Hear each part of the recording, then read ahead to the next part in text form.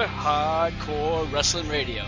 In HWR, we may not drop a lot of pipe bombs, but we sure as hell drop a lot of F-bombs. So don't say you weren't warned.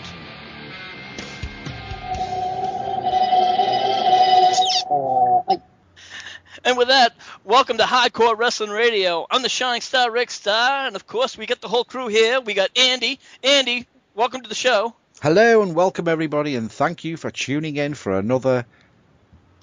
No, I won't even go there. That's right, folks. He's all attitude and no filter, so be wary. And of course, over from WGS TV, Double B Bujo. Billy, welcome to the show. Ladies and gentlemen, tonight's episode of Hardcore Wrestling Radio is brought to you by Stoke-Haunted Penis Cream. Just for that penis, for when your penis is sore from too much rubbing. That and mosquito bites. And from Lance Moss TV, we have the incomparable Lance. Lance, welcome to the show. Thanks for having me. Indeed. And last but not least, we have Will. Will, welcome to the show. Oh, man. What a Monday Night Raw. That's all I gotta say. But let's get it on. RVD. RVD. Marijuana. Maybe later on tonight after the show, but for right now, we'll just take a pass on that one. I'll just have to stick to my Mountain Dew. But if you want some, Billy, you can have all you want. Hey, as long as it's not Diet Mountain Dew, because I don't like Diet Dew. Diet Dew? Don't like Diet Dew. Well, you know what? Real quick, we did Will did have hosted a Raw review for us while I was out doing other things. Will, why don't you talk about Raw real quick? What did you think of it? All right, just a little bit up to speed. Yeah, we was up in Brooklyn, minus JTG, and it was very, I'm gonna very slap interesting. you, Will. Under what grounds? That you mentioned JTG. It's for a reason. Just think about it. Anyway, back to the question at hand. It was very, very good. RVD being back on Raw after 6 years. Let's see, Vicky Guerrero with her little walking advertisement. I don't know, but I just thought everything was very interesting. The matches were interesting. Brad Maddox looks stale. I hate to say it that way, but it's the truth. And moreover, did you notice the difference of Ryback and RVD's wrestling attire? There you go. So as long as Vicky Guerrero's signboard didn't say "Eat it, Vicky." Did anybody notice? Now, I didn't notice until I watched the rerun of it tonight. Did anybody notice that John Cena's picked Daniel Bryan for his SummerSlam match, but Daniel Bryan wasn't actually on the stage? He came from behind the Titantron. No, he was hiding behind somebody. I have to agree with Andy. I think he was actually not out on the stage. I think it made a clip because he came out. If you saw him, he actually walked out on the stage afterwards. He was clearly not there. I'm wondering if... No, I can tell you this from a fact because I've seen it. And who was he standing behind then? I think he was standing behind Wade Barrett. Well, he's very short then. Yeah. The only thing I could course. think of as John Cena pulled a flanker on Vince and thought, let's say it should have been Ryback. Has he actually gone with the crowd, which he said he was going to do? Has he broken kayfabe? And actually no, because from what I was reading from reports, this was already planned because this is going along with the whole divas, that new diva thing that's going on. Because of course, who are they both dating? Each of the The two Bella stars. Twins. Yeah, and it has to do with the Totally Divas, and it's pushing that along. This was already set in stone. Can anybody say pussy whipped? But I'm just wondering, I thought you were going to say what I was hoping you weren't going to say. I've read a couple of reports today that have said that the Bella Twins are going to get involved and they're going to have a feud. Well, if they do, that screws the female division of tag team. So let's not even go there, because if you do, it's kissing the diva division goodbye. Well, also because them pair are totally useless as single wrestlers. They haven't got a career as singles. I agree with you right now. But I think for the moment, if I'm not mistaken, it's seen as Bella Twin. I keep on forgetting which one they're dating because is it Brie or Nikki that he's dating? The fit one. Yeah. She's right now kind of out of action with an ankle injury. I know that. So I don't know how much longer she's going to be out, at least for a couple of weeks. But I can't But- believe how bad the marks are when they say, oh, the Balor twins again come down and interfere with the matches. They've never accepted the fact that John Cena's seen one of the Balor twins in wrestling, only in real life, and they've never said that Daniel Bryan has seen one of the Balor twins, so the Balors won't even be ringside. If anyone thinks that, they're stupid. Yeah. Because they've not admitted it on the WWE, as they're a couple, so it's not going to happen. But I've seen loads of stuff this week on the internet saying, oh, the Balor twins are going to get involved in the Cena match. No, they won't. If you're a mark, you don't even know that John Cena's seen one of the Balor twins. And if you're an even bigger mark, you don't know that Daniel Bryan's seen the other one either. So how they can get involved? Doesn't take Einstein work that one out. Fans need to realize that you don't bring in personal aspects of your life, your personal life, like who you're dating and who you're involved in a relationship, into a storyline. If fans, those marks out there actually fucking believe that, then you know what? I'm actually 6'2", 225 pounds, and I got a chiseled jaw and rugged good looks. Well, that's about half right. You're talking about me again, Billy. Stop it. But Damn it! But from what I've read from on serious notes, that they are trying to use this facts to push over their new divas. You don't believe that they're going to try to push over the Total Divas? I don't even think the Divas is going to even be mentioned, to be honest.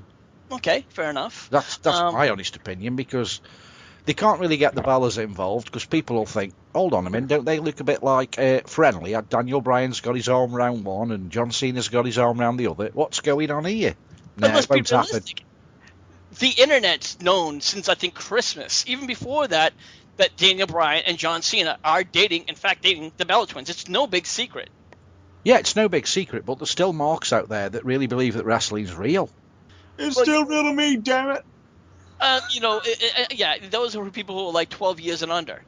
No, there's people who actually don't believe any of the stuff that's ever on the internet. I don't know whether they live in a different planet or... I think they played on... I don't know. What's that that game that everyone's playing at the moment? Not Fruity Pebbles? Your favorite? Candy Crush Saga? Yeah, Candy Crush Saga. I think everyone's playing on Candy Crush Saga that much that they haven't got time to do any research on the internet. Okay. Fair enough. Real quick, Will, what are your thoughts about this? I don't know. I must be John Cena right now. Okay, I'm going to be as harsh as I can. Like Billy said, you don't bring your personal life into TV. It just doesn't sound, very perplexing. That's like saying, if all of us were 5 personalities and we're well known in the country as 5 guys who eat, sleep, breathe wrestling, then yes, then we'd be a bunch of marks, not just to wrestling, but we'd have fans to the side. But then again, this is Cena, this is Bryan, this is the limelight of television. So, and to be personally honest, I said this 2 weeks ago, Rick, that that show's not going to last long. I'm going to give it at least 1 month, and it's going to fly away faster than a pigeon. We ain't even got it in the UK, so we've given it the kiss of death before it's even started. Mm-hmm. Oh, I haven't even watched it. I don't think I've even watched an episode. I mean, it'll probably go through its whole series. I must admit, I would like to watch it, but I'm not bothered that it's not on TV. And normally, British people will go with the flow and stick it on TV and give it a run, and then say, "Oh, we won't be having season 2 like they did with NXT," but they don't even give it a run. And again, I don't think it's going to be anything to miss because, like I said, it's on E. I could very well go watch it or put it on my DVR, and I haven't even put the effort forward to watch it. It looks very much like a girly girl thing and a kayfabe girly girl thing. It's a little too much for me for even a wrestling fan. Sorry. Lance, real quickly, your thoughts. Yeah, I mean, supposedly the Bellas running in. Wrestling storyline wise makes absolutely positively no sense, and I probably, because sometimes I get bored, probably will check out the Diva thing, but 1 season max. is how long it's going to go. Do you know what show the WWE should be putting out? Mm-hmm. Because, you know, I collect shoot interviews. Yeah. Vince will not let anyone who's under contract do a shoot interview.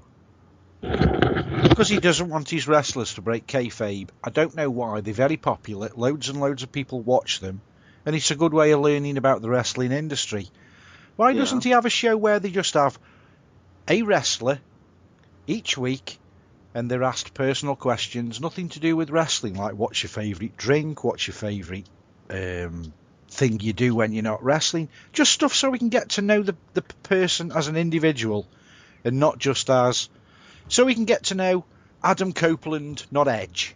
We get to know what they really like and show a bit of what they do in the day when they're feeding the kids at the kitchen table and so on and so forth. Andy, they did try that. It was called WWE Confidential.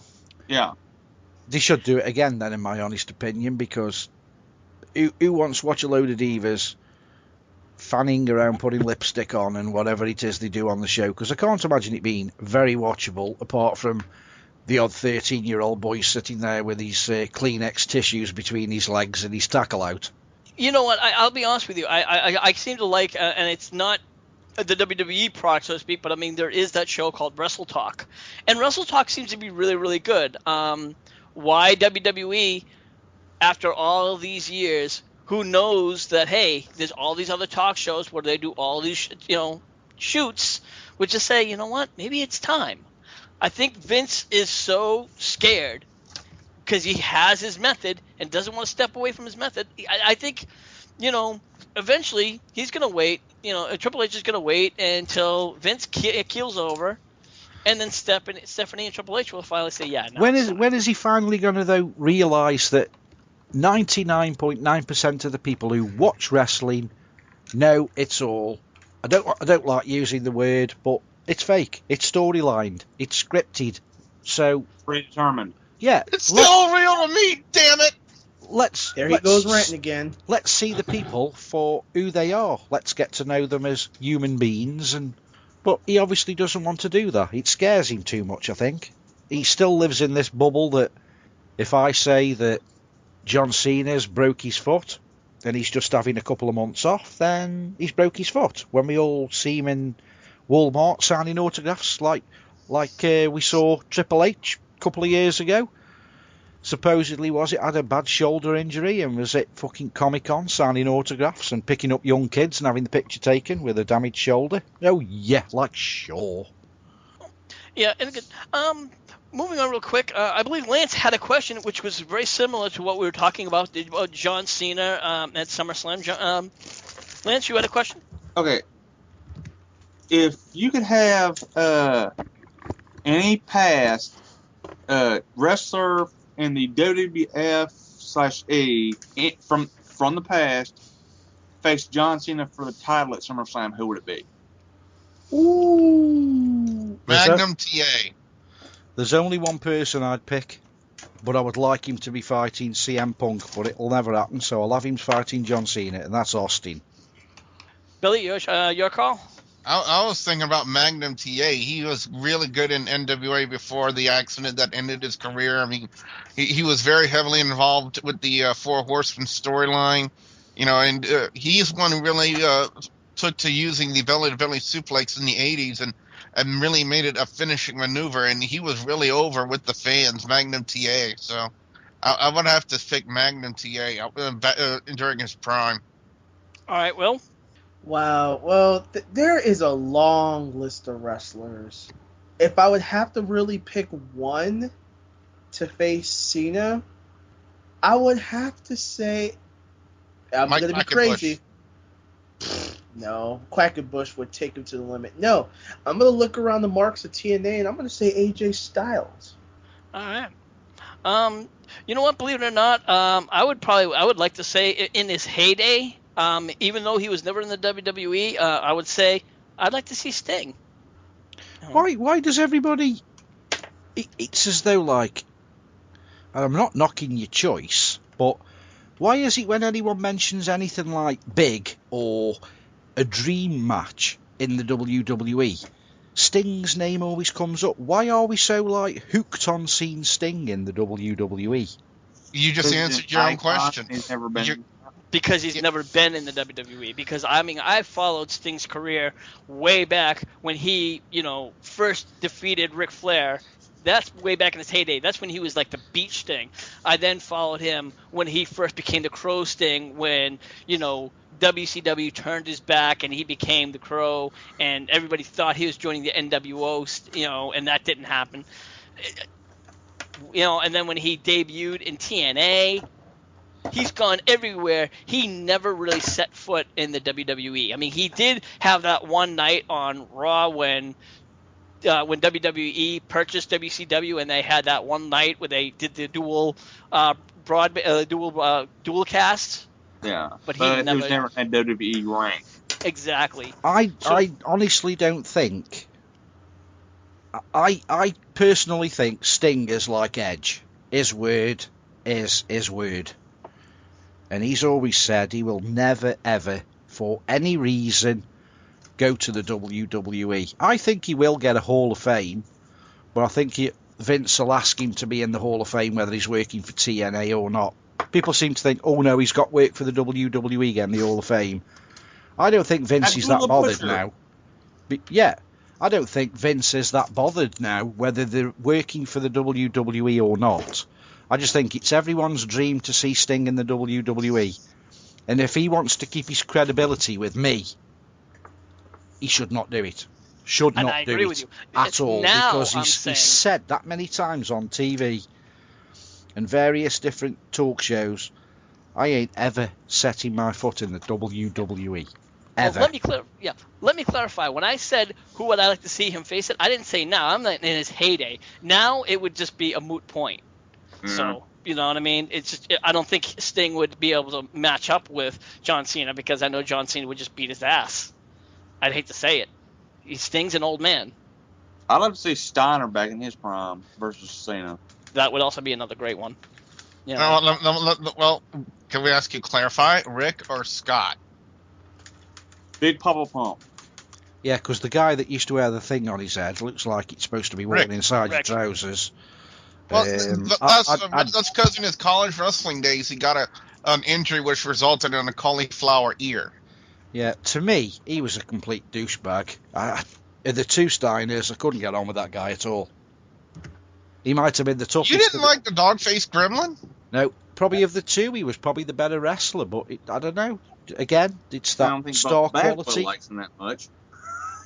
Star quality, whatever it is that we keep going on about. I don't think he'd got the star quality like his brother. He might have been the better wrestler of the two, but he just didn't have that it factor.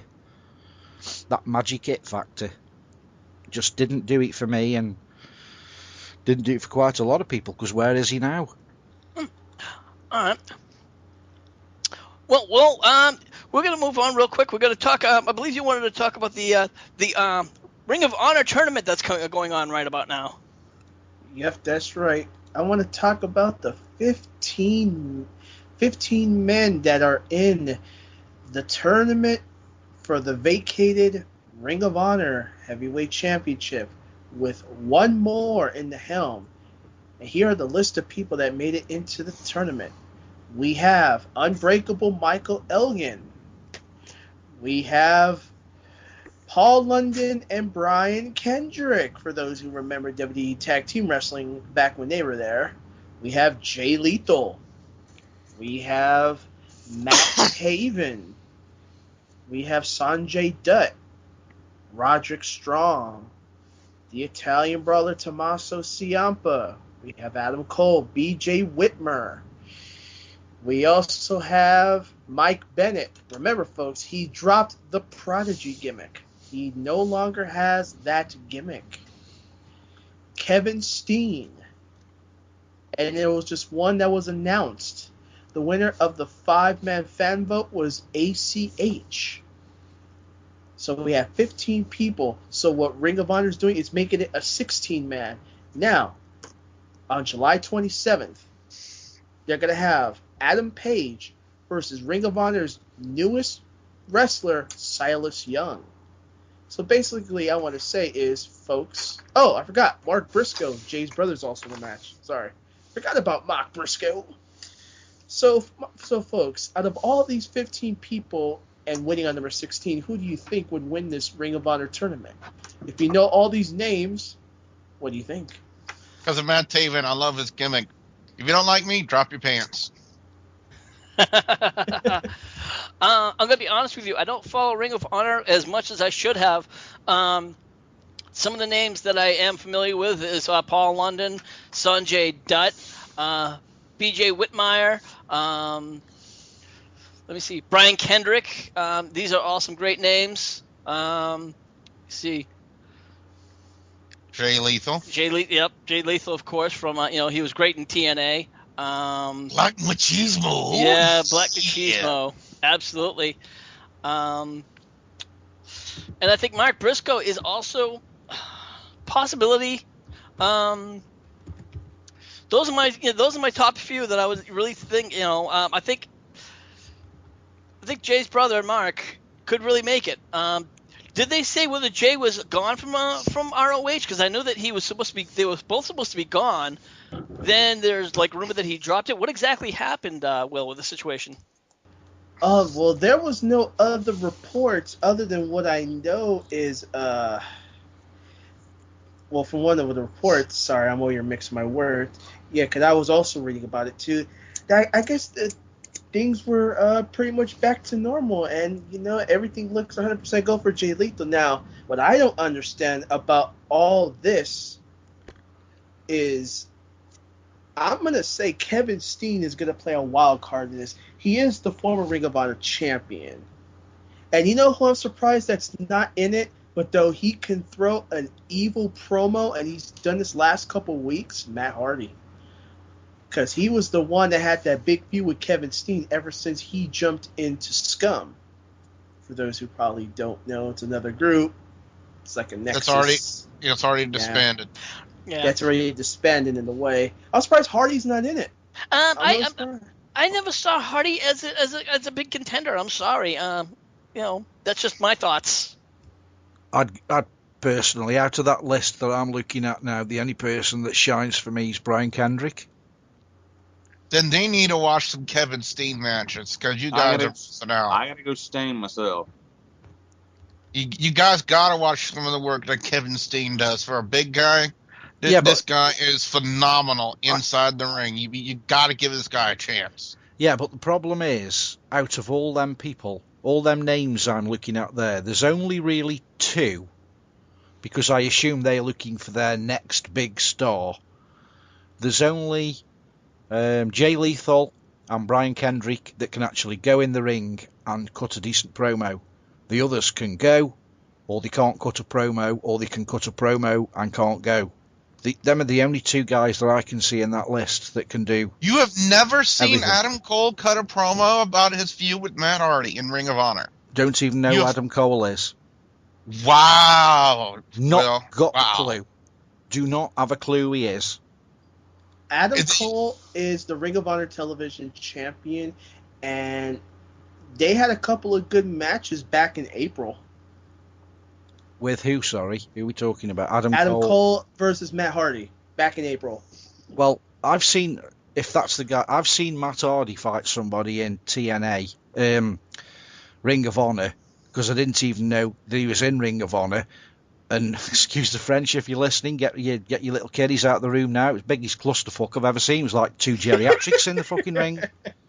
One was a young guy who looked about, I don't know, Cody Rhodes' age, fighting Matt Hardy, and it was debatable which one looked 50. So it's probably the same guy. What a clusterfuck of a match. They both look like they worked in their head the match, and they completely forgot it when they got in the ring, because they were running at each other and doing like clotheslines and just bouncing off each other. They both climbed on the top rope, and I thought, well, somebody's going to have to fucking fall, because you can't jump off the top rope on top of each other. It just looked a complete clusterfuck. They both climbed on the top rope twice, and then they sort of looked at each other as much as to say, it's my fucking spot, you dickhead, lie down. Well, I thought, go am ahead. I watching fucking joke wrestling here or something? And when I saw Matt Hardy come out though, and the crowd were popping, I thought these people will clap for anything, because Matt Hardy, the last time he had a run in the WWE was worse than the Undertaker. Yeah, his Matt Hardy's matches are not that. You cannot deny his name brings credibility, though. Oh yeah, but only as the Hardy Boys. I mean, singly. Jeff Hardy isn't as big as he is either. At least he's won world titles. What's the last thing that Matt Hardy's done that's had any real significant credibility? And please don't say ROH. Taking drugs. Yeah. Doing his stupid videos on YouTube. I'm sorry. Hey, those videos frickin' rock. And that's all he has. Unfortunately, shoot videos, that's all the Hardys were. Tables, ladders and chairs specialists. As soon as ever they started taking that out of their little skit, they were nothing. I mean, I've never been a Matt Hardy fan. To be perfectly honest, I think we all know, if anyone knows wrestling, Matt was a better wrestler and a better in-ring person than Jeff ever was. But Jeff's made it over his brother. I don't know why. I don't know if it's his gimmick. But Matt's coming off looking like the sucker, and Jeff's the one that's shining. But if you listen to any wrestlers in the business, Matt is the better person to put your money on. But where is he? Yeah. That guy does more indie fights than he does proper any other company fight. That bloke's basically an indie guy that's going to go anywhere where they'll pay him $15 or more. That guy's desperate for work. Moving on, Lance, what was your pick for the ROH? I believe you said Steen? Yes, I did. All right, thank you. All right, so we pretty much have everybody's pick. Do we leave anybody else for a pick? Well, I wanted to ask you a question. Why wasn't one of the American Wolves considered for this tournament? Like Davey Richards. Why isn't he at the in the tournament? Okay, that was brought to also my attention earlier today, and here's the reason why. Eddie Edwards and Davey Richards, they're concentrating right now on getting the Ring of Honor Tag Team Championship belts right now. They were considered to be the top two favorite to be in the tournament, but they decided to forego it because I guess they want to make one more run as the American Wolves for the belts. So, which led to the 5-person fan vote between ACH, Tadarius Thomas, Cedric Alexander, Caprice Coleman, and the 5th wrestler, I just said his name, QT Marshall, which had ACH winning. So that would have been Eddie Edwards' spot. And now, number 16 will be the winner of Adam Page and Silas Young. So, yeah, the American Wolves were in it, but they pulled out. They want to concentrate on the tag team division at the moment. Rick, if you're thinking about who Davey Richards is, remember that video we saw from Ring of Honor when the guy was doing a double stomp to the guy who was on the ring apron and sliding right to his face? Oh, yeah. The that's big botch. That's Davey Richards. Yeah, how can you forget that one? Oh, God. That was a really nasty slide. Oh, God. That was like a baseball slide to the chin.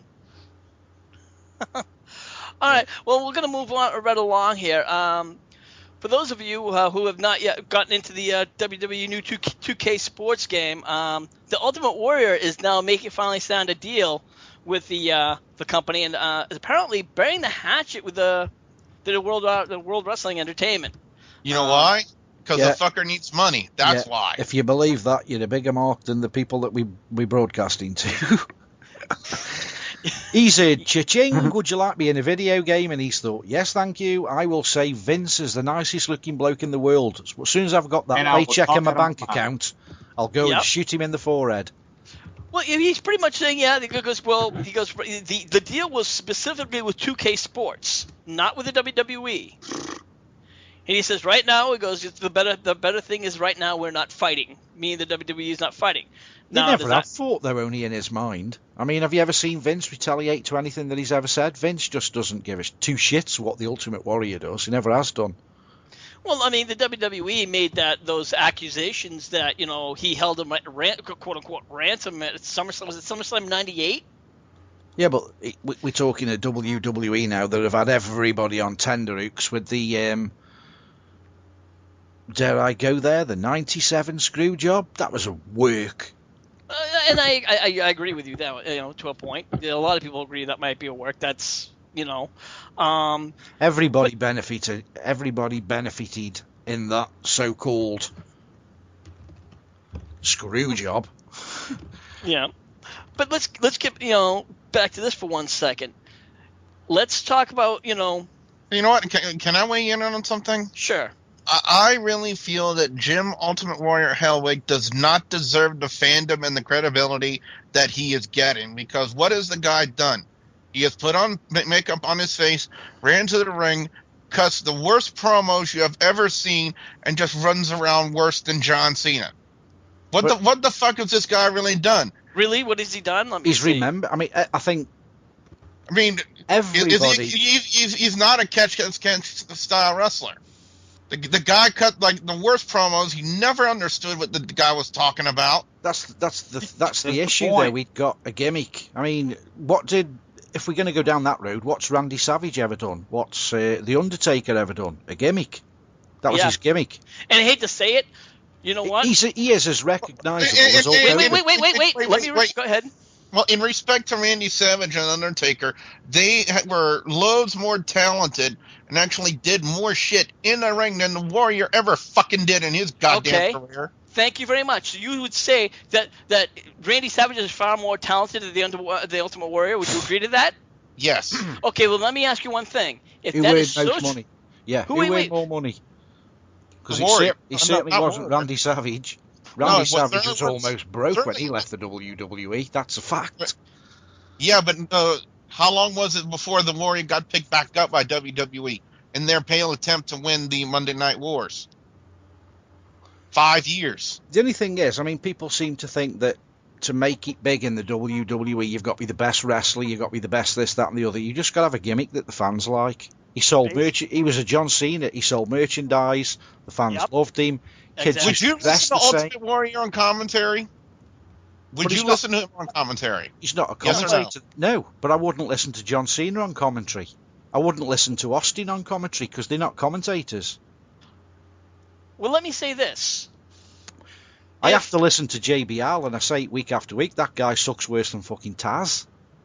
No, I disagree. I think JBL's better. But you know what? You disagree, but that doesn't mean it's, that's a matter of opinion. Now, you say that the Macho Man was far more talented. And to a point, I have to agree. But at the time, the Ultimate Warrior was far more popular, sold far more merchandise, and I hate to say it, was higher up on the totem pole than the Macho Man.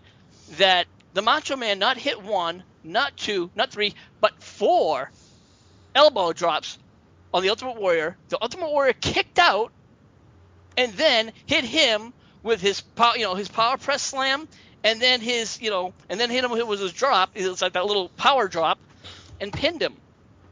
1, 2, 3, and retired him from the WWE. Yeah, because his contract expired at that time. But you know what, though? That's the way they played the angle out. That's how they played the angle out, though. You play the angle out, but at the end of the day, it's written that one person, is the one who made him retire him. And who's that? The Ultimate Warrior retired him. Just like you could say, who retired Shawn Michaels? Well, you know what? At that time, they said he retired Macho Man Randy Savage, but, Gene, that really didn't hold out, did it? By the way, you could still say, but who retired him? You can say but and use all the excuses. One man who retired him. Nope. At the end of the day, and you know what? He won him in a retirement match. Yes. Did he actually retire? No. Okay. Well, then I guess Shawn Michaels didn't actually retire Ric Flair. Yeah. You know what? Yeah, you're right, because he went to TNA and wrestled in there. Very, very valid point. Okay, well, let's do this. Shawn Michaels had to retire because of his back. Shawn Michaels retired because he didn't want to wrestle anymore. Shawn Michaels had to retire because of the issues and complications he had with the back injuries he suffered over the years. Okay, well, let's get back to the Ultimate Warrior. I could still argue more about the Ultimate Warrior. You said, what has he done? He's had feuds with Jake the Snake Roberts. He's had feuds with the Honky Tonk Man. He's had feuds with the Ultimate Warrior. He's had feuds. Oh wait, would you You call say those Ultimate Warrior and 5-star? Would I'm you sorry, call he said- those? What? Let me That's ask you this. Undertaker. I meant what? Let me ask you this: would you call those 5-star quality matches? Yes, I would actually. Then there's something wrong with your eyes. Well, then you know what? Would you call any of the five? Would you call any of your matches at GCW 5-star matches? Yes. Well, then you something wrong with your eyes. I'll chip in with my 2 penneth worth here. If someone said to me, who is the ultimate wrestler that everybody knows in the world, it would be Hulk Hogan. Who is the second most recognised wrestler in the world? It would Macho Man. In my honest opinion, it would be a toss-up between Ultimate Warrior and Stone Cold Steve Austin. And they are the most recognised characters in wrestling. Randy Savage don't even come close. No, I disagree with you. I loved Randy Savage, don't get me wrong, but the guy doesn't come anywhere near the Ultimate Warrior's pull. I'm not interested in how good he was in the ring, how much of a douchebag he was for business, because we all know he was the Bill Goldberg of the WWE, but he was number 2 to Hulk Hogan. I defy anyone say any different. The guy got bums in seats, kids were jumping up and down. The guy was just, when he came out, the roof blew off every single night he was wrestling. Whether people hated him or not, the roof came off. Randy Savage had ups and downs. This guy, Ultimate Warrior, until the end of his career, never really had a downer. He never got booed. He never got slow hand clap. He never got people sitting down, getting bored and going to the toilet. You did with Randy Savage. His career was up and down like a prostitute's tights. He wasn't consistent at all. I will kind of have to disagree with you. The only time he had ups and downs is when he was doing commentating. I will always remember and be fond of the Macho Man. He will always be known as one of the best. The thing is with the Macho Man, the thing with the Macho Man is, when you think about it, the only time the Macho Man had any real good feuds or real good matches is when Miss Elizabeth was involved in the match in some way, shape or form, whether she was sucking Hulk Hogan's dick or whether she was getting beaten up and he was jealous. When it was just him and another wrestler, there was nothing there. Steamboat. There was nothing there at all. So you're saying the matchup that Macho and the feud that he had with Ricky the Dragon and Steamboat really didn't mean for shit? Yeah, but you're going back, what, almost 30 years? Yeah, and to me, Ricky the Dragon Steamboat is one of the most overrated wrestlers I know. I've got the Ricky the Dragon Steamboat like a mark. I went out and bought the DVD, and I haven't watched it all the way through, and I've had it now. What is it? It's been released 3 years. I think it's the most boring video I've ever watched. I bought it because I ain't seen a lot of the stuff that he's done, and I wanted to see. And even the match that Mick Foley goes whoop-de-doo over, where he jumped off top of the cage. That's Snooker. That's... Sorry, I'm getting confused. It sucked. When he came out with that fucking... Was it lizard thing? What was all that about? That was a Komodo. That was a Komodo dragon off of Jake the Snake with his snake. Yeah, because he was feuding with Jake the Snake Roberts at that time, and he was using that to counteract Damien, the reptile snake that Jake had. And at that time, Jake was a heel. He was the bad guy being booed. And if you want to do one thing to try to help your face guy gain more popularity, you do that. And the Komodo dragon fit with the gimmick of Ricky the Dragon Steamboat. I agree to with me, you. Ricky the Dragon Steamboat is probably no better than, let me think of somebody. If you say Santino Marella, I'm going to lose a little bit of respect for you, Andy. Ted DiBiase Jr. I lost a lot of respect for you, Andy. Seriously, I bullshit you not.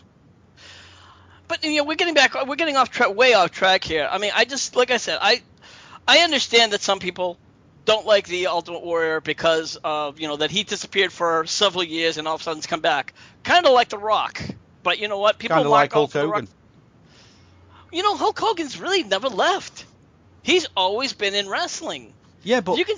Everybody wants Hulk Hogan to just walk away from wrestling. The Ultimate Warrior's had the balls to walk away. Now he's coming back because he's probably needs a bit more cash in his bank balance. And he's doing it for the cash. And you know what, though? But the Ultimate Warrior is not coming back to wrestle. He's coming back for a paycheck.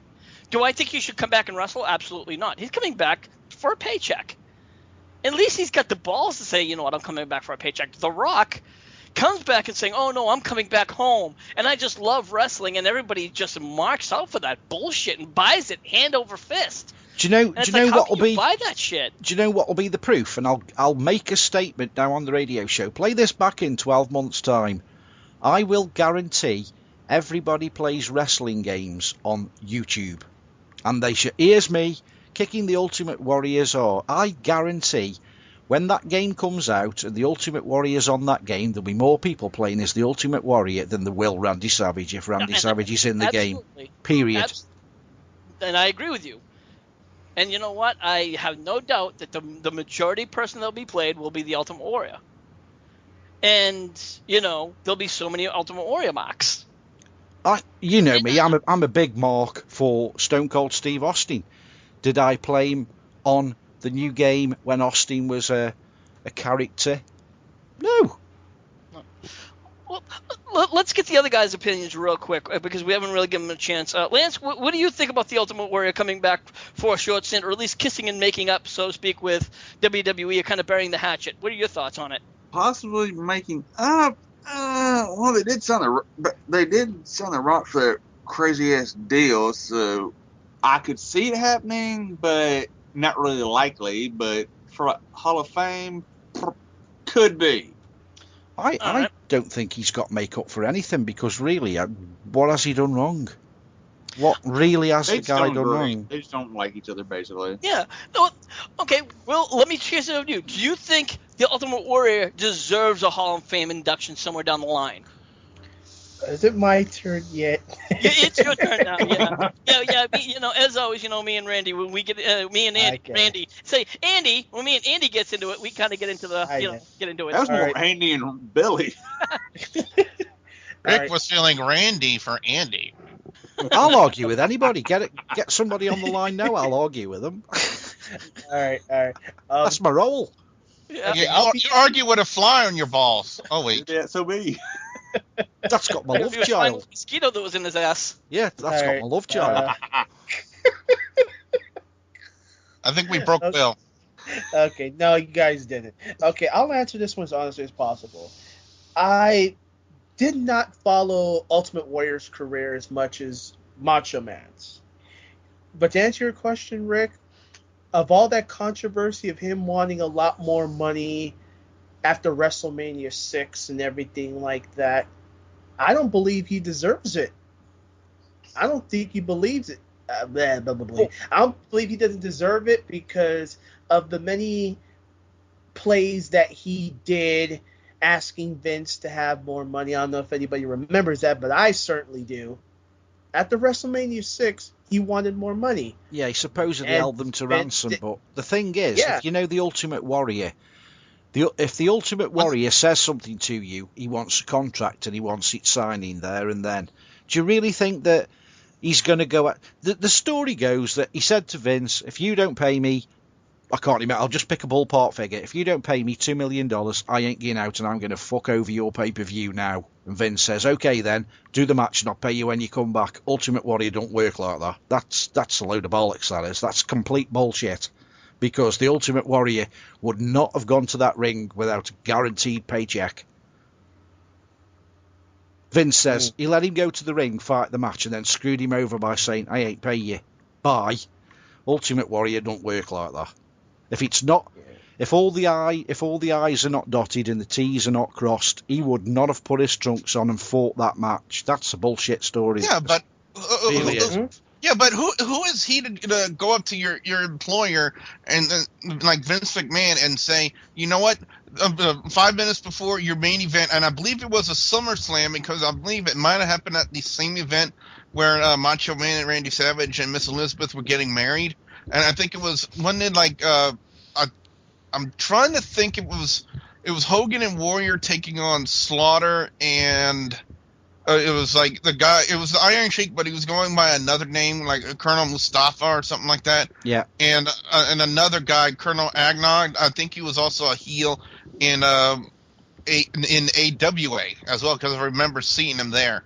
Yeah, I know my shit, guys, but I believe it was at that event. But who is he to say, 5 minutes before you go on for your main event, you know what?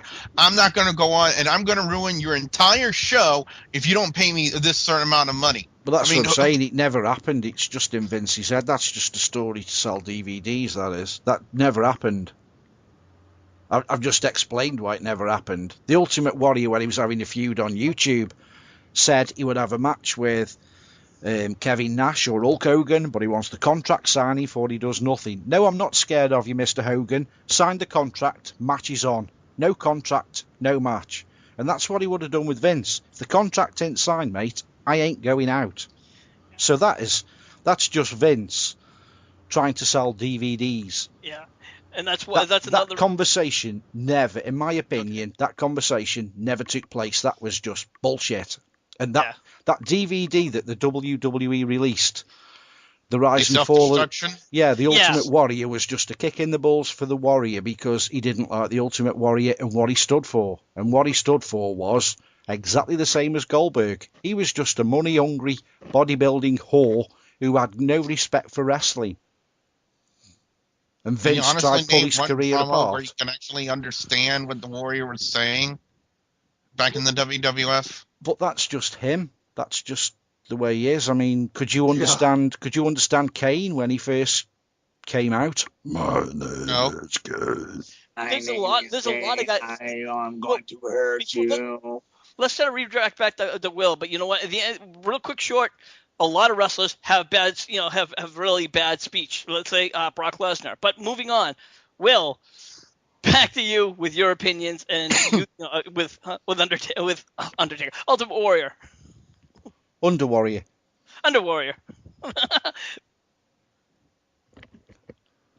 Will's lost the will to live.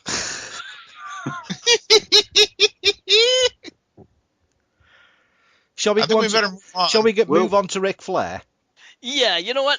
Andy, on to you.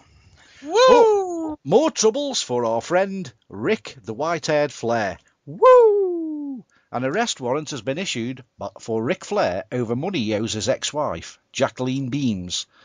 Flair was ordered to pay $4,000 per month to Beams, but according to Charlotte Observer, he has not paid and owes Beams over $32,000. Sell your WrestleMania ring on eBay.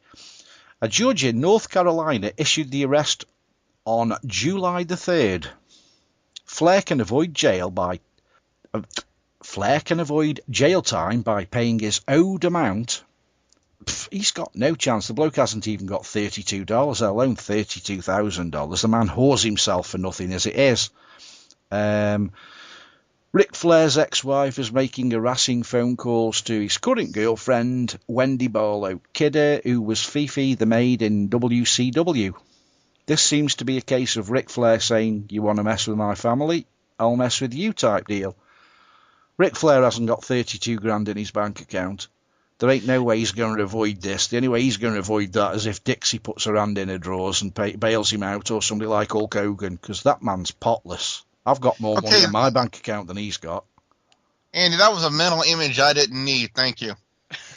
She could put her hand in her knickers and pull out a wet one for me. I don't mind. Well, right now, believe it or not, it actually might have to be one of his kids who's over in NXT. Charlotte. Yeah. Because I believe. Hasn't one of his sons died, so he won't have to pay any maintenance money for him because that's one down. Was it one down, three to go? Ooh! That was a bit below the belt, but there you go. That comment did not reflect from anybody here at HWR. As Jeff Ross would say, too soon. Yeah. Yeah. He might have to do some more shows over in Japan. We could have started a conspiracy theory. Is he trying to kill off his kids so he hasn't got to pay any alimony or support, whatever you call it in the United States? Well, most of them are adults. Yeah, maybe he's killed one. He's got another 3 to go. Wow. Yikes. But yeah, she was kind of harassing him for a couple of weeks, and it actually got to the point where she was actually ready to go to jail. The only thing is, though, everyone keeps saying like how much Kelly has gone through everybody in the roster. Hasn't Ric Flair gone through every female in the? I think the only person I've never known Ric Flair get his finger up is Sonny. Yeah. I wouldn't be surprised. I bet he's had his fingers in May Young's pie more than once. I don't know about that, man. As Billy loses his dinner and breakfast. Working on yesterday's lunch. Yeah. Billy, do you think you could talk about Karma and why she won't resign with TNA? Because she's fat. Hey, we fat people have respect. Fat people have feelings too. Yeah. Yeah. Now, our feelings are more towards food and stuff like that, but we still have feelings. I think one of the main reasons why she doesn't want to go with TNA, and that's one thing I've been seeing all over Facebook with all the releases that TNA has been going through. It's like TNA is almost a sinking ship. I mean, look at their losses as of late. They lost Matt Morgan, who was semi-good. Doc is gone. RVD's gone. They lost Madison Rain. She's gone. And she was ripe eye candy to look at until Earl Hebner kidnapped her and tied her up and raped her in the middle of her mom's basement. I don't see any reason why anybody should even sign up with TNA right now, knowing that the current financial situations they're going through. Yeah, I can reply to this one very easily. For those who don't remember, Tara was the highest paid knockout. And that's why they had to make all these cuts. But when it came to Doc, it wasn't because of the financial thing. This was Bruce Pritchard's fault.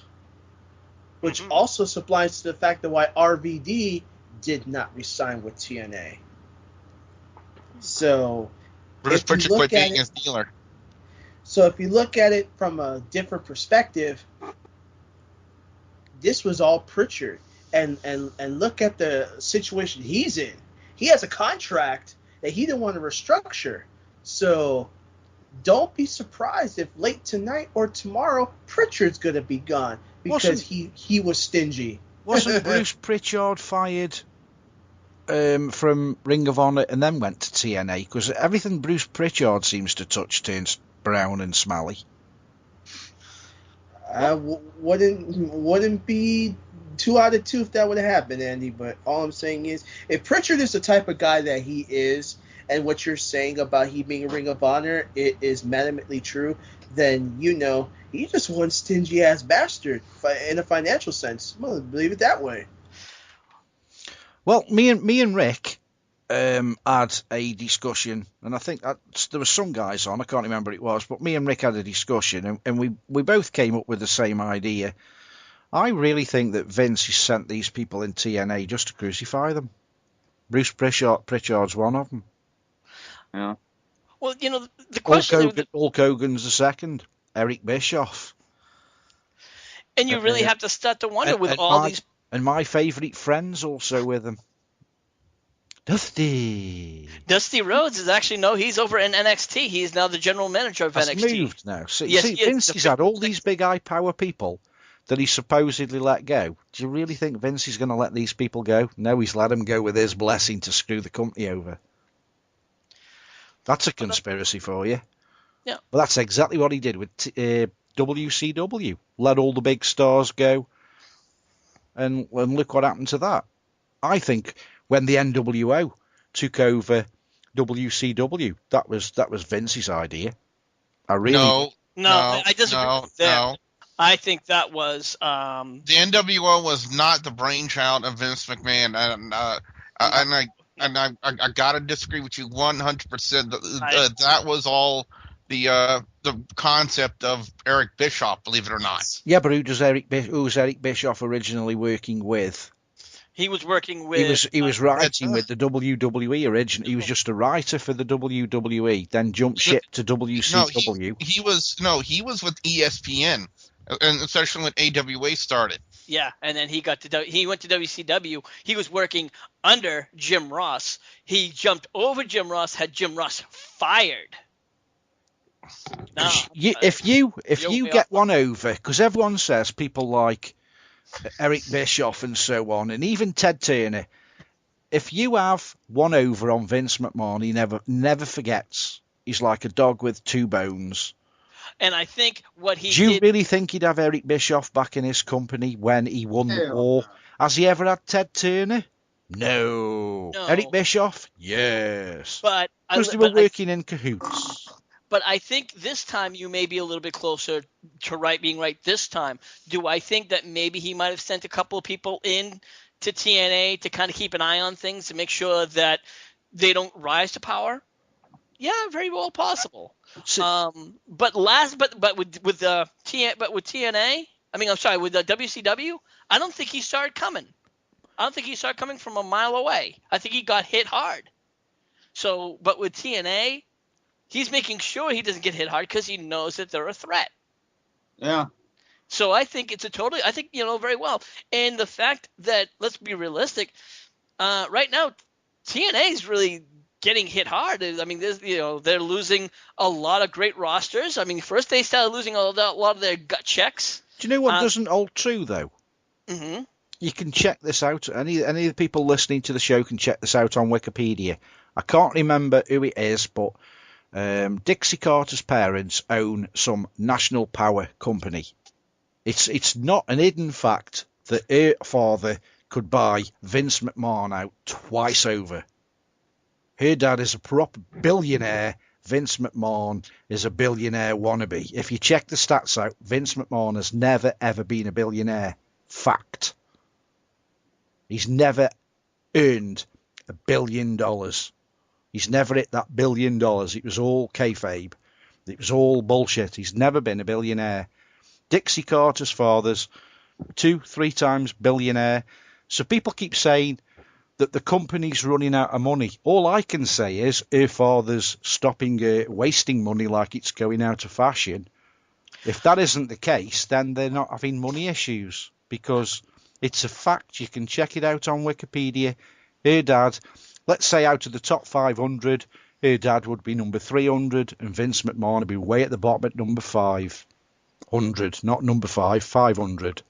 I think they're giving a certain amount of money each month, and then it's okay, fine, and then you have to the rest. I just wonder if the father said, "Look, Dixie, enough's enough now." I think that's it. Keep in mind they're traveling. They are traveling now. See, that's unless you're in the actual business. I mean, people always say that traveling from one place to another, but the venue covers your traveling costs. Traveling, WWE, TNA have their own production companies. They own their own production company, so it doesn't matter if they broadcast in Louisiana every single week or whether they go all around the country. Their production costs will always be the same. People say, oh, they've got to pay for camera crews when they go to the UK. No, they don't. They use their own production crew. And the reason why this is a fact, the TNA and WWE are the only television shows or the only TV companies that never have credits that roll at the end of their programme. Now, that is a necessity by a TV company unless the executives own the rights to the production crew, the backstage crew, the television company. So, hence, you tell me another television show that doesn't say cameras by Joe Smith, sound by blah, blah, blah. They never put them on because the WWE own everybody that's working in that show, and TNA do the same. Why was my name left out? They've got no extra production costs apart from flight. They take their own cameras there. Then you explain it. Okay, so wait. So since you know all this, tell me, why are they hurting in cash? Why are they? Are you looking at their financials? Are you their booker? Who says? You must know this all. Who says they are hurting in cash? Apparently. Can you prove to me that they are hurting in cash? They're not. Because I'll tell you they're not. Oh, really? I'm sorry. I didn't realize you were handling their finances. Well, are WWE hurting in cash? Well, apparently they're cutting all their people. Why are they cutting all these people then for? Because they just like to? Because they know they're onto a loser. If you're a business person and you're not making money, You've got to cut somewhere. It doesn't matter if you've got 16 million. Everyone who's in business, if you've got 16 million, you want 20 million. If you've got 20, you want 25 million. If they are spending more than they are actually making, or they are not making the money that they are deemed to make, they'll cut corners. They'll get rid of people. You've got no choice. They've got overheads to pay. They'll have the electricity in the building. I mean, running a 1,000-watt TV light is not cheap. You've made your point. Now let me make my point. I'm trying to tell you why. The reason why is TNA can only bring so many people traveled. Right now, it's 16 people that they're focusing on the BFG series. What they are doing is they are paying each person per month, and they pay another person per show. They are traveling most of the people for the BFG series. These are the people that they've been dropping. Basically, if they don't use them, they get paid anyways. The people that they've been dropping haven't just been sitting at home and we're getting a check. Now, let's think if you're running a business. Let's say if you're running your ghost business and you're paying all these people, and the rest of some of these people are just sitting home. Would you pay them just to sit home on their ass and do nothing? Or would you let them go? I wouldn't sign someone on that kind of deal, and I think anyone that signs somebody on a deal like that's an idiot. They need to basically have, like, live events. That is the problem. They're not having other live events at other shows. And now that they're traveling, they're only focusing on their live shows where they're traveling to. And, of course, that is the major problem. That is why it's costing them so much. I've been trying to tell you this for the past 10 minutes, but, well, I keep on getting cut off. No, but I'm still don't understand, because you said the production costs was too expensive. That was my argument. It was nothing at all to do with the roster. Now it's gone from like the production costs to the roster. And you know what? You could read all the reports. Every single report still says because they're still traveling and the traveling cost is still the issues. Well, if they're taking 16 people on an airplane, I mean, I don't know how much air tickets are going to cost from one state to the next, but if they're taking 16 people, it's still going to cost the same if it's Samoa Joe or if it's Billy Bujo.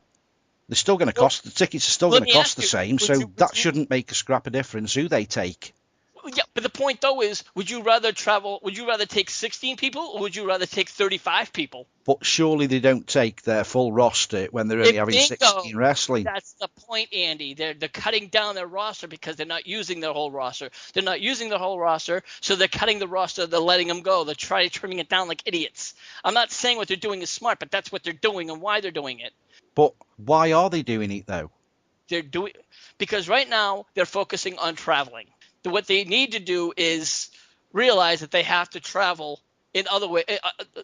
They need to do like what the WWE is doing, have different events in different areas, not just one live event and two shows in one area. What they really need to do is focus on their product first before. I mean, this travelling has been nothing but a bugbear to the company since they've started doing it. They need to get the product sorted before they start to branch out. I mean, that's killing their issue. They just have not got a clue. They should stay in fucking Disneyland. You're probably right. But the problem, though, is right now is the biggest problem is probably Hulk Hogan. Who takes, is it Spike TV? Who actually does TNA in the States? Spike. Do Spike TV do live events? They'll do like a Bellator or something. See, I'm just wondering if the WWE are their own company, so they go with a company called Skybox Office. Skybox Office only do live or pay-per-view events. They don't do nothing else. Everything that's on Skybox Office is either live or it's a pay-per-view. That's all they do. I was just wondering if, because people keep saying they should put their product on live, if Spike TV don't actually do much live stuff, it's something they do very occasionally, they need to move their company to a different station that can offer them that service, because it sounds to me like Spike are doing them no favours. There's the BBC, which is the biggest broadcasting company in the UK, they do very little live broadcasts. It's all pre-recorded stuff. So if you sign a deal with the BBC, the odds are you're never going to be able to have a live show, because that isn't what they are good at. They are good at producing good quality TV that's been edited and this, that, and the other. If I can add something else to this too, yes, TNA is financially in the shit. I mean, are they going to get their financial structure together? No. Are they going to get back their ratings? No. Whose fault is it? Brother. Yeah, Is it going down the shitstorm? You're damn right it is. They're paying too much for the big guys. That's what it is. The Ric Flairs and the Hulk Hogans and the Eric Bischoffs, and not on what they need to pay on talent. Yeah, because they're paying knockouts like Tara the big money. Now she's gone, and these executives, I don't know how much they're getting, but I think the wrestlers, they're getting kind of stiffed here. Yeah. If you look at any report, if you're a TNA employee and you look at who's the highest paid, that's the reason why they're financially in the shit. I mean, I don't know who is the highest paid in the in TNA, but I would say the highest paid person should be AJ Styles. He's been there probably longer than most, but I bet you Hulk Hogan earns more than he does. And if that's the case, that's a joke. I don't disagree with you there. Rick, the bus is pulled into the depot. Yes, thank you very much for that update.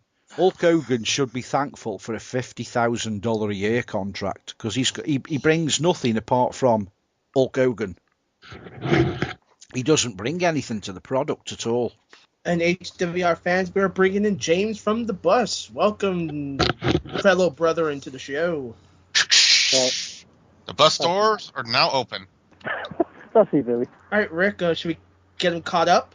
Sure, why don't we just bring him up to speed? All right, James, what we'd like to hear from you is, how are your feelings towards all these TNA releases and the financial structure that's been going down as of late? TNA is not going to last that long if all these releases happening. I'll give it no more than 2 years.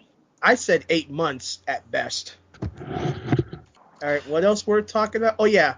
Lance brought up a topic about John Cena in a match. If it could be any wrestler, past or present, in the past WWF or currently WWE for the title at SummerSlam, who would it be? John Cena. It was in the past. If he was able to, I would say either Stone Cold Steve Austin or Hulk Hogan. No. In their prime. No. Come on. All right, okay. Also, what? I know you don't follow much about Ring of Honor, but we're gonna say it anyway. Who would you pick for the 16-man tournament for the Ring of Honor Championship? I might surprise y'all and say Mark Briscoe. Mark, wow, Jay's brother, nice. And also, there were reports about Bruce Pritchard, one of the guys from Gut Check, being possibly out the company. Remember, he was the reason why RVD didn't sign back to TNA and Doc didn't get his contract back on time. Do you think Bruce Pritchard's going to get released? I love you.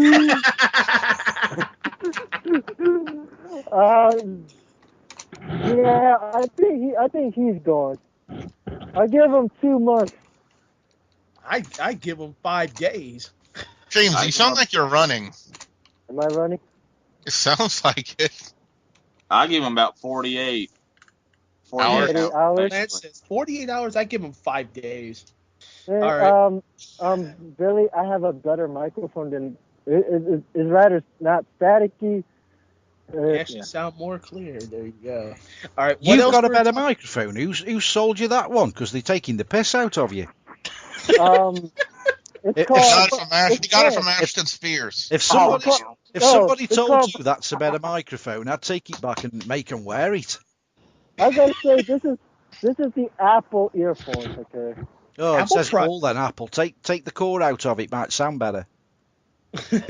Are you sure you've got it the right way around? Have you got the earphone in your ear and the mic piece under your mouth, or have you got the mic in your mouth and the earpiece under your chin?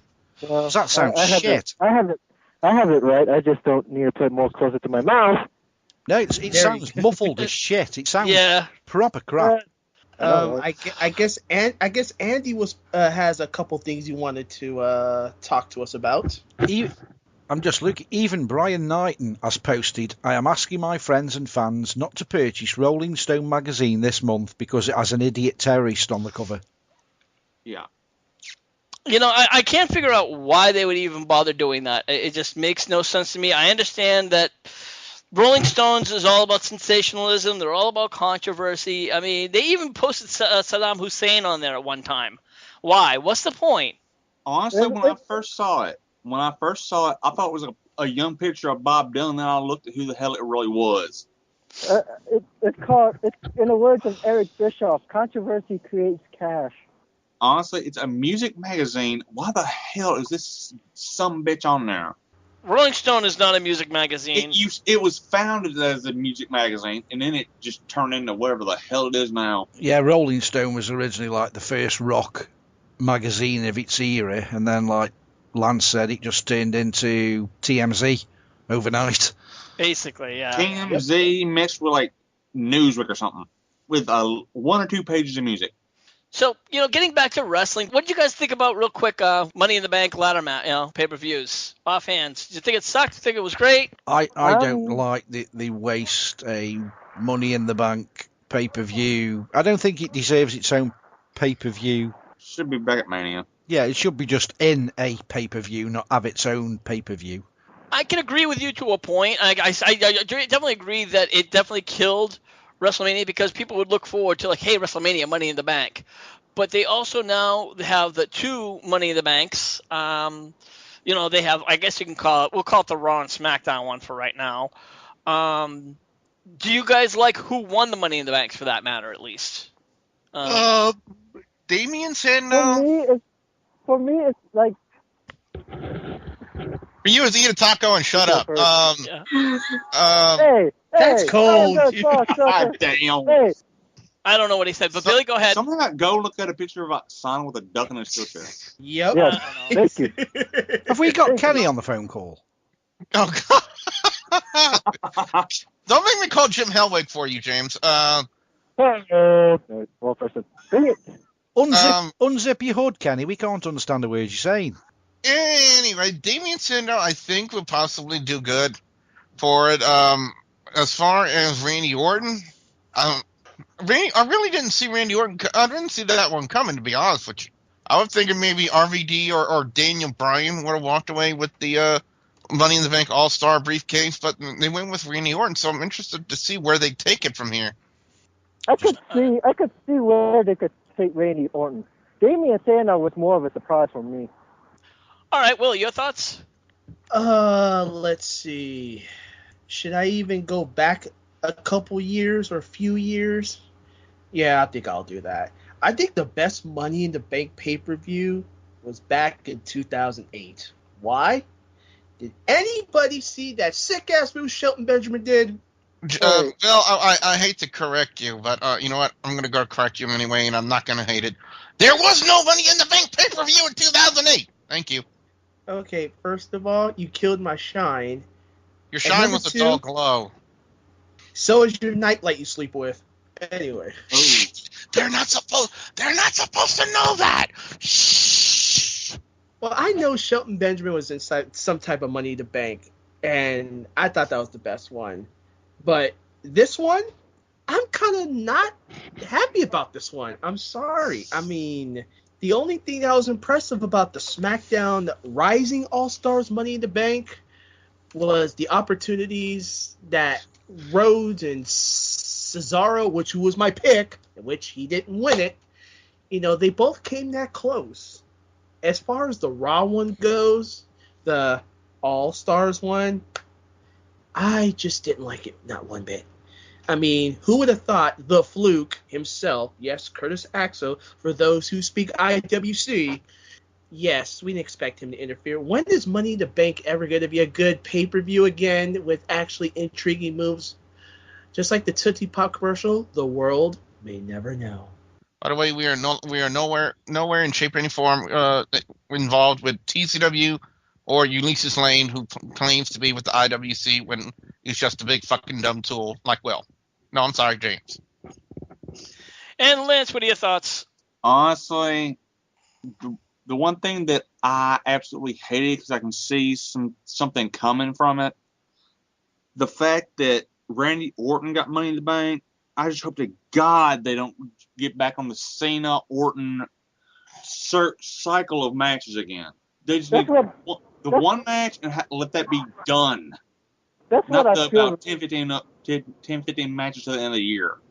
Well, you know what? I'm going to be honest with you. I was really shocked with Randy Orton winning. I did not really foresee him winning it. And as far as Damian Sandow, kind of one of my side picks, but not one of my. I knew Antonio Cesaro was one of my main picks, but I was expecting one of the teams to, either I guess you could now call them the Real Americans or Rhodes Scholars to break up because of it, and so I guess it was a coin toss on that one. So I picked heads, but I got tails. So overall, I was kind of I thought the pay-per-view was great.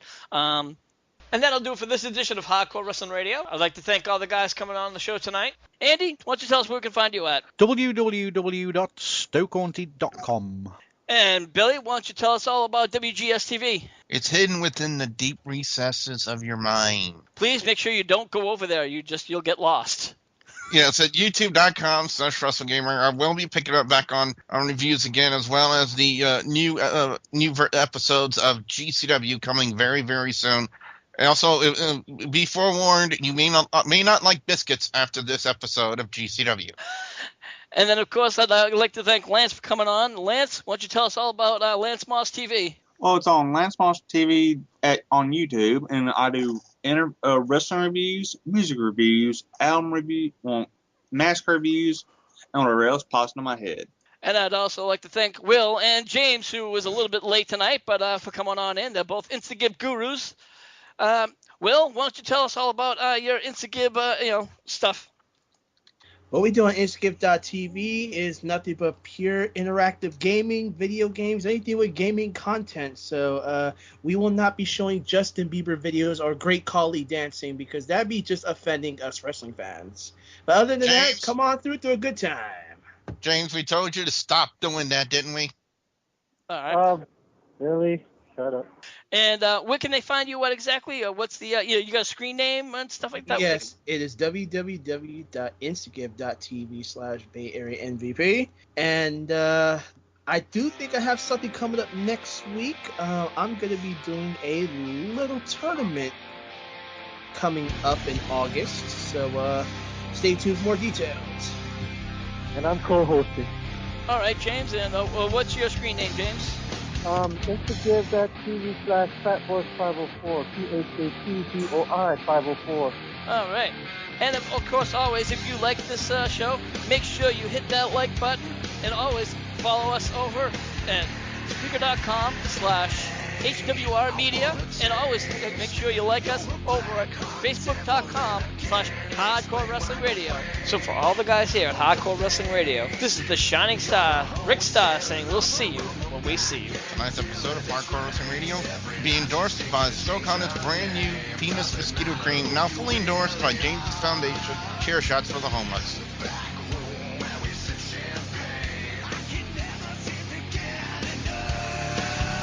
Thank you for listening to this edition of Hardcore Wrestling Radio. Be sure to follow us on our pages, Facebook.com/Hardcore Wrestling Radio and Spreaker.com/HWR Media, and also on YouTube.com/HWR Show. Until the next time, this is Rick Starr saying, see you when we see you.